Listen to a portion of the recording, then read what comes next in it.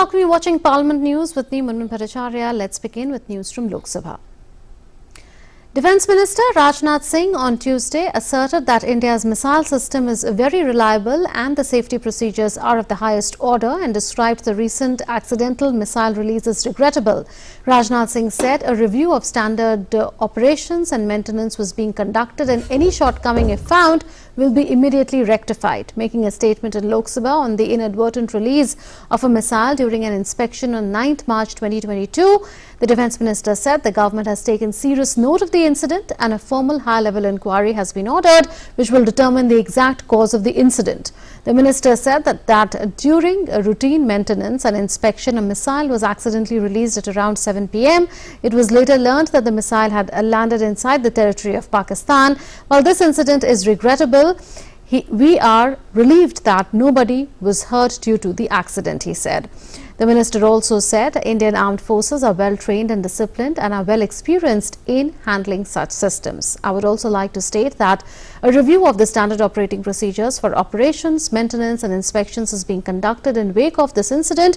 We attach the highest priority to the safety and security of our weapon systems. If any shortcoming is found, the same would be immediately rectified, Singh said. The Defence Minister assured the Parliament that India's missile system is very reliable and safe. He added that, moreover, our safety procedures and protocols are of the highest order and are reviewed from time to time. Our armed forces are well trained and disciplined and are well experienced in handling such situations. Congress leader in Lok Sabha, Adhir Ranjan Chaudhary, on Tuesday demanded a court-monitored CBI probe into the killing of party councillor Tapan Kandu and the mysterious death of student activist Anis Khan in West Bengal. Raising the issues during 0 hour in Lok Sabha, Chaudhary alleged the Trinamool Congress, the ruling party in West Bengal, was involved in the murder of Kandu in collusion with a section of the police. About the death of 18-year-old Khan last month, Chaudhary, who was also the state Congress chief, claimed that elections can no longer be held independently in the state amid the prevailing lawlessness. I demand a court-monitored CBI inquiry into the murder of Kandu and Khan. I urge the Human Rights Commission, Scheduled Caste Commission and the Minorities Commission that they also demand such an inquiry, Chaudhary said. Speaking in the House, DMK MP T.R. Balu said more than 7 bills have been passed by the Tamil Nadu Assembly and sent to the governor for his assent, but those were still awaiting his nod. Are we running a jungle Raj? How can we run a government, he asked, adding the constitution has given the power to governors in giving assent to bills passed by the state assembly. Congress member from Kerala, Dean Kuriakose, sought the External Affairs Minister's intervention in the case of a 33-year-old woman, Nimisha Priya, jailed in Yemen for the alleged killing of a Yemeni national. That is, the killing happened accidentally in the nature of self-protection. I urge the External Affairs Minister to intervene in this case for immediate relief of Nimisha Priya from Yemen jail, Kuriakose said. Lok Sabha Speaker Om Birla on Tuesday said he has accepted the resignation of Punjab Chief Minister designate and Aam Aadmi Party leader and MP Bhagwant Mann with effect from the 14th of March. Opposition members accused the government of indulging in jugglery of railway finances and sought to know whether it intends to privatize the Indian Railways after Air India. Initiating the debate on demand for grants 2022-23 for railways in Lok Sabha, Congress member K. Suresh accused the government of running the railways in an inefficient manner and said it is indulging in jugglery in allocation of funds. The intention of this government is privatizing the Indian Railways also. Air India already sold. Now, next step of this government is Indian Railways. That will happen very soon, Suresh said, asking the Railway Minister whether the Indian Railways will remain under the Government of India or not. He alleged that the government is not taking any sincere action to achieve the rail revenue target set in the budget for 2022-23 fiscal. The internal revenue of railways has been pegged at 2.4 lakh crore rupees, a 19% increase from the revised estimates of the current fiscal. The Congress MP said the annual plan of the railways proposed for the next fiscal is 2.45 lakh crore rupees. This includes gross budgetary support of 1.3 lakh crore rupees, 55.85% of the total capital expenditure. Questioning where the rest of the money would come from, Suresh said it would come from PPP, institutional financing and foreign direct investment. The Indian Railways, the premier public sector, is up for sale. The BE for extra budgetary resources for 2022-23 is 1.15 lakh crore rupees, meaning that 41% of capital expenditure will come from leasing and putting pieces of public sector organization for sale to bidders, Suresh said. Expressing concern over huge vacancies in the railways, Kanimoi Karunanidhi of the DMK said that South Indians don't get jobs and it seems that there is an effort to keep them away. She demanded that the government clarify as to how 100% electrification can be achieved by the next year if it is 73% at present. With regard to elephant death on railway tracks, she said the Railway Ministry should look into the matter. Shatabdi Roy of the Trinamool Congress stressed the need to bring down a platform ticket price from 50 rupees to reasonable levels. The price was raised in the wake of the COVID-19 pandemic, and since the situation has improved, the ministry should look at it, Roy reasoned. Roy also sought to know the stand of the government on privatization and what impact it will have on the common man.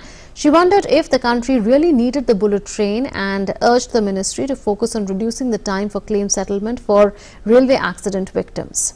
Gajanan Kirtikar of Shiv Sena raised the issue of rehabilitation by the railways caused due to the expansion of tracks. The ministry should also focus on commercial usage of additional land that the railway has, he said.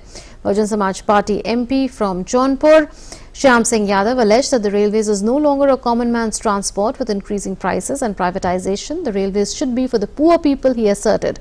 JDU MP Sunil Kumar Pintu said on Tuesday that the Patna Rajdhani Express should ply from the New Delhi railway station's platform number 16 like in pre-COVID days to facilitate easy station exit of passengers from Bihar who carry food grains and fresh vegetables when they come home.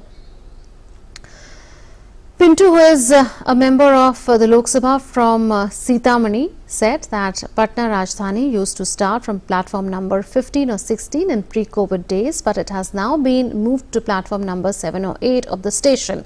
External Affairs Minister S. Jaishankar said Indian students were positively discouraged by universities in Ukraine from leaving. In a statement on the situation in the war-torn country, he said that 22,500 Indian citizens have returned safely from Ukraine. Despite our efforts, however, a large majority of students decided to continue staying in Ukraine. We must understand the predicament in this regard.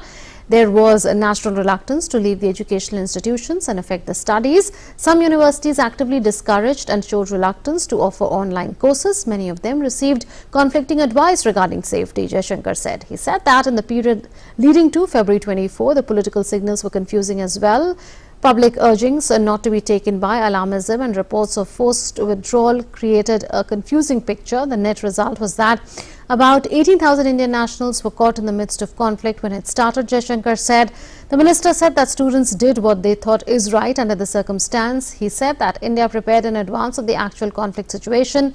He said the Indian embassy in Ukraine had started registration drive for Indian nationals in January, and as a result of 20,000 Indian nationals registered with Indian embassy, the minister said that 4,000 students left Ukraine through direct and indirect flights. He said that India also rescued 147 foreign nationals of 18 countries, including Nepal and Bangladesh, from Ukraine. The minister said that the conflict between Ukraine and Russia has major economic implications, and the same can be seen in the rising prices of energy and commodities.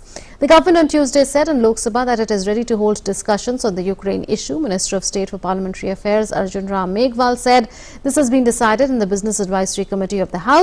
The government is ready for discussion on the Ukraine issue. Please give notice for that, he said, after the opposition sought clarification on a statement made by External Affairs Minister Dr. S. Jaishankar. In a statement on the situation in the war-torn country, Jaishankar said that 22,500 Indian citizens have returned safely from Ukraine. Rajendra Agarwal, who was in the chair, rejected the demand for clarification. He said that in Lok Sabha, there is no provision for clarifications on a statement given by a minister. Now the news from Rajya Sabha. The Rajya Sabha on Tuesday saw normal functioning with the Minister for Development of North-Eastern Region, G. Kishan Reddy, giving a reply to the discussion on the working of his ministry. The minister said the government is working towards making North-East India's new engine of growth, and there has been remarkable development of the region under the leadership of Prime Minister Narendra Modi. Replying to the discussion that took place on Monday, Reddy said the centre has worked on holistic development of the region since 2014 by focusing on bringing peace, improving infrastructure and connectivity through enhanced budgetary support. The minister also said that in the last 8 years of the Modi government, there has been remarkable development in the Northeast. The region has been accorded top priority for development under the Prime Minister's agenda of transforming India. He said before 2014, there were different challenges to development of the Northeast, where the government has been working towards bringing about inclusive growth, development and creation of new opportunities. Arguing that peace and stability were prerequisites for development, he said today a sea change is visible in the region where large-scale infrastructure development has taken taken place.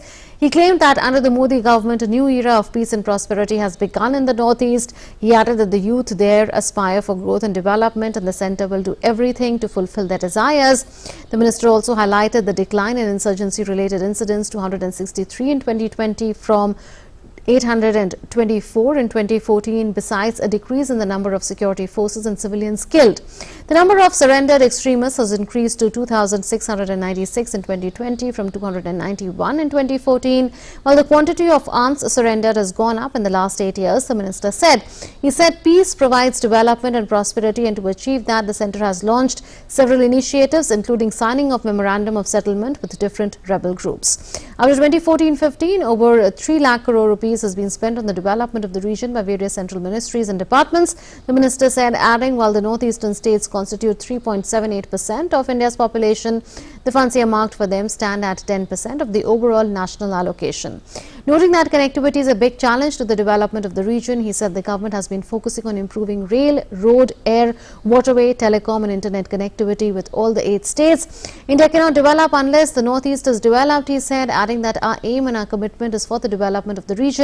He said a review of standard operations and maintenance was being conducted, and any shortcoming if found will be relatively immediately rectified. Making a statement in the House on the inadvertent release of a missile during an inspection on 9th March 2022, Singh said the government has taken serious note of the incident and a formal high-level inquiry has been ordered which will determine the exact cause of the incident. The minister also said Indian armed forces are well-trained and disciplined and are well-experienced in handling such systems. He asserted that India's missile system is very reliable and the safety procedures are of the highest order, and described the recent accidental missile release as regrettable. I would also like to state that a review of the standard operating procedures for operations, maintenance and inspections is being conducted in the wake of this incident. We attach the highest priority to the safety and security of our weapon systems. If any shortcoming is found, the same would be immediately rectified, Singh said. Moreover, our safety procedures and protocols are of the highest order and are reviewed from time to time. Our armed forces are well trained and disciplined and are well experienced in handling such situations and systems, he added. External Affairs Minister S. Jaishankar also informed the Rajya Sabha that Indian students were positively discouraged by universities in Ukraine from leaving. Making a statement on the situation in war-struck Ukraine, he said that 22,500 Indian citizens have returned safely from Ukraine despite our efforts. However, a large majority of students elected to continue staying in Ukraine. We must understand the predicament in this regard. There was natural reluctance to leave the educational institutions and affect the studies. Some universities actively discouraged and showed reluctance to offer online courses. Many of them received conflicting advice regarding safety, Jaishankar said.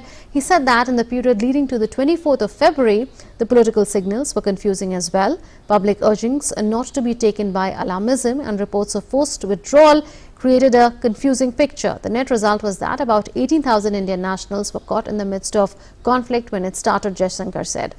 The minister said that students did what they thought was right under the circumstances. He said that India prepared in advance of the actual conflict situation. He said that the Indian embassy in Ukraine has started a registration drive for Indian nationals in January, and as a result 20,000 Indian nationals registered with the Indian embassy. The minister said that 4,000 students left Ukraine through direct and indirect flights. Jaishankar said that India also rescued 147 foreign nationals of 18 countries including Nepal and Bangladesh from Ukraine. The minister said that the conflict between Ukraine and Russia has major economic implications, and the same can be seen in the rising prices of energy and commodities. Its impact on energy and commodity prices is already visible, he said, adding that the disruption of the global supply chain is expected to be significant. India has substantial dealings with both Ukraine and Russia, Jaishankar said. Members also participated in the discussion on the working of the Ministry of Tribal Affairs in the evening. Earlier during the 0 hour, BJP member Sushil Kumar Modi said banking fraud cases of more than 13,000 crore rupees in Mumbai are pending investigation for want of consent by Maharashtra government for probe by the Central Bureau of Investigation. He said more than 100 cases of bank frauds running in over 50,000 crore rupees could not be investigated because of lack of consent for probe by different state governments. He cited several cases of fraud in which action is pending for over 1 year. The state government is not giving consent for a CBI probe, Modi said. This led to protests by Shiv Sena MPs Priyanka Chaturvedi and Sanjay Raut. Trinamool Congress members too were up on their legs. In his 0 hour mention, GVL Narasimha Rao of BJP made a demand for celebrating the 550th birth anniversary of Emperor Shri Krishna Devarya of Vijayanagar Empire. He requested the central government to celebrate his 550th birth anniversary by organizing a series of special events. Manoj Kumar Jha of the RJD said the beedi industry in India is unorganized, unregulated, unchecked, and it poses a significant health risk to the workers employed in the beedi rolling process. He pointed to the unhygienic conditions under which women are working, causing health deterioration in the form of exacerbation of tuberculosis, asthma, anemia, giddiness, postural and eye problems, and this puts them at risk of developing cancer of lungs and thorax. RJD leader Manoj Kumar Jha said that the Ministry of Labour and Employment must conduct a study to understand the reasons for the low penetration of the support given to women beedi workers and reorient their policy approach accordingly. MDMK member Vaiko asked the government to find a solution to frequent attacks by Sri Lankan Navy on the Tamil Nadu fishermen. Vaiko said for the past 38 years, fishermen from Tamil Nadu are attacked repeatedly by the Sri Lankan Navy. Their boats are destroyed and they are killed in the sea itself. Venkataramana Rao Mopi Devi of the YSR Congress Party urged the central government to compensate the fishermen for the losses incurred due to the imposition of restrictions by the government on fishing and fish trading activities during naval events and naval exercises at Visakhapatnam. Ilamaram Karim of the CPM raised an issue related to ICDS, NHM and midday meal, which is now known as PM Poshan scheme. He said around 60 lakh women, 26 lakh Anganwadi workers and helpers, 27 lakh midday meal workers and 10 lakh ASHA workers deliver the services to each household of the country but are not recognized as workers. BJP member Ajay Pratap Singh demanded prohibition and regulation of use of Corex and Iodex. He said that these two are being used as intoxicants. Chairman M. Venkaiah Naidu remarked that the health minister may take note of the issue and then brief him later. That's all that we have for you in Parliament News. Thanks for watching.